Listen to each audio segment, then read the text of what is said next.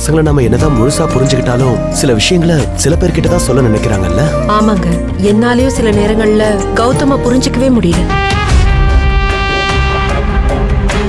ரொம்ப ஒழுங்கு மாதிரி என்கிட்ட பேசிட்டு இப்ப எவன் கூட நின்னு பேசிட்டு இருக்காடா. விடமாட்டேன். யாருன்னு தெரியல. நான் போய் பாக்குறதுக்குள்ள பைக்ல வேகமா போயிட்டாங்க. எங்க அடி பலமா பட்டுருச்சா? வினோதினி நாளை பகல் 1 மணிக்கு உங்கள் சன் டிவி.